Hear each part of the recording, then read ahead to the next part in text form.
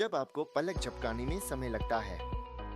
हमारा सूरज इतनी ऊर्जा उत्पन्न करता है जितनी मानवता ने अपनी पूरी इतिहास में उपभोग की है। यह एक अप्रतिम पैमाने का भट्ठी है। हर एक सेकंड में शून्य में 3.8 गुना 10 की 26वीं शक्ति वाट्स की कच्ची शक्ति का निरंतर परमाणु संलयन विस्फोट हो रहा है, और फिर भी हम इसे बर्बाद कर रहे हैं। पृथ्वी इस उत्पादन का 1 अरबवें हिस्से से भी कम को पकड़ती है। हम एक सभ्यता हैं जो टुकड़ों के लिए स्कैवेंजिंग कर रही है। हम जमीन में दबी हुई जीवाश्म सूर्य की रोशनी, तेल और कोयले के लिए युद्ध करते हैं, जबकि एक परमाणु आग हमारे बगल में गरजती है, हमें अनंत प्रचुरता की पेशकश करती है।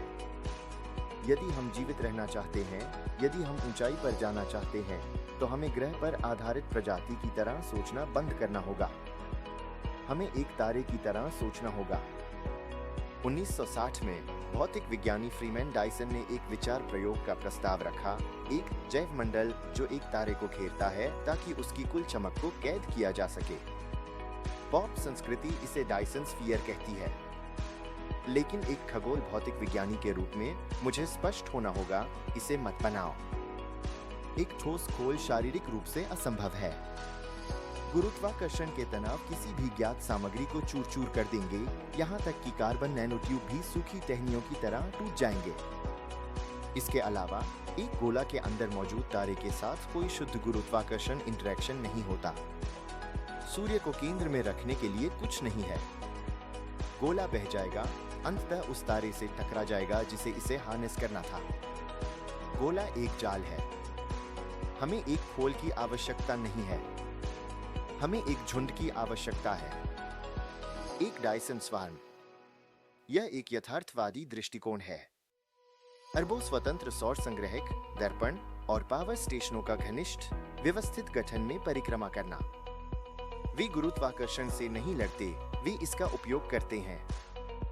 एक साथ वे तारे को ढक लेते हैं, उसकी रोशनी को अवरुद्ध करते हैं। वे उस रोशनी को ऊर्जा में बदलते हैं और इसे जहां भी आवश्यकता होती है केंद्रित लेजरों या माइक्रोवेव ट्रांसमीटर्स के माध्यम से भेजते हैं। लेकिन यह एक लॉजिस्टिकल दुःस्वप्न की ओर ले जाता है। सूर्य की ऊर्जा का 1% भी पकड़ने के लिए पर्याप्त दर्पण बनाने के लिए हमें पृथ्वी के महाद्वीपों के संयुक्त क्षेत्रफल से अधिक सतह क्षेत्र की आवश्यकता है। हम उस सामग्री को पृथ्वी से लॉन्च नहीं कर सकते। हमारे पास बस इतना द्रव्यमान नहीं है और हमारे गुरुत्वाकर्षण से बाहर निकलने की ऊर्जा लागत हमें दिवालिया कर देगी। झुंड बनाने के लिए हमें एक ग्रह को नष्ट करना होगा। हमें बुध की आवश्यकता है। भारत सही उम्मीदवार है। यह एक मृत चट्टान है, लेकिन यह एक खजाना है। यह धातुओं और ऑक्सीजन में समृद्ध है, बिल्कुल वही जो हमें सौर दर्पणों और संरचनात्मक ढांचों के लिए चाहिए। इसमें खींचाव उत्पन्न करने के लिए कोई वायुमंडल नहीं है और इसकी गुरुत्वाकर्षण शक्ति कमजोर है, पृथ्वी के लगभग 38%, जिससे अंतरिक्ष लॉन्च बेहद सस्ते हो जाते हैं। लेकिन सबसे महत्वपूर्ण बात यह है कि यह पहले से ही तीव्र सौर ऊर्जा में स्नान कर रहा है। यहाँ योजना है। हम बुध पर स्वचालित प्रणालियों का एक छोटा अग्रदूत भेजते हैं।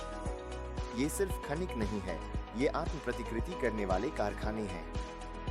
उनका काम सरल है, कच्चा माल निकालना, उसे परिष्कृत करना और अधिक खनिक बनाना। वृद्धि का गुणात्मक विकास हमारी इंजन है। हमें कार्यबल लाने की जरूरत नहीं है, हम इसे विकसित करते हैं। जब स्थानीय रोबोटों की सेना पर्याप्त बड़ी हो जाती है तो वे कार्य बदलते हैं। वे नकल करना बंद कर देते हैं और स्वयं उपग्रहों का निर्माण शुरू कर देते हैं। हम रॉकेट का उपयोग नहीं करते। रॉकेट अप्रभावी होते हैं। हम मास ड्राइवर्स का उपयोग करते हैं, विशाल इलेक्ट्रोमैग्नेटिक रेलगन्स। क्योंकि बुध का कोई वायुमंडल नहीं है, हम इन मुड़े हुए उपग्रहों को सीधे सौर कक्षा में शुद्ध बिजली का उपयोग करके भेज सकते हैं। एक बार कक्षा में पहुंचने पर वे फैल जाते हैं। पहले दर्पण सूर्य के प्रकाश को वापस बुध पर परावर्तित करते हैं ताकि रेलगनों और खनिकों को ऊर्जा मिल सके। इससे एक सकारात्मक फीडबैक लूप बनता है। जितना अधिक हम झुंड का निर्माण करते हैं, उतनी ही अधिक ऊर्जा हमारे पास बाकी झुंड के निर्माण के लिए होती है। कुछ दशकों के भीतर इस लूप को शुरू करने के बाद हम बुध को पूरी तरह से असेंबल कर देंगे। इसके स्थान पर एक दर्पणों का बादल होगा जो हमें ऊर्जा उत्पादन देगा, जिसे किलोवाट में नहीं बल्कि योत्तावाट में मापा जाएगा। यह कार्डाशेव स्केल का थ्रेशोल्ड है। हम एक प्रकार एक सभ्यता, एक ग्रह के स्कैवेंजर्स से एक प्रकार दो सभ्यता, एक तारे के मालिकों में संक्रमण करते हैं। डायसन स्वार्म के साथ ऊर्जा एक सीमित संसाधन नहीं रह जाती। हम ग्रहों को टेराफॉर्म कर सकते हैं, अन्य सितारों तक यात्रा कर सकते हैं और अरबों वर्षों तक जीवित रह सकते हैं।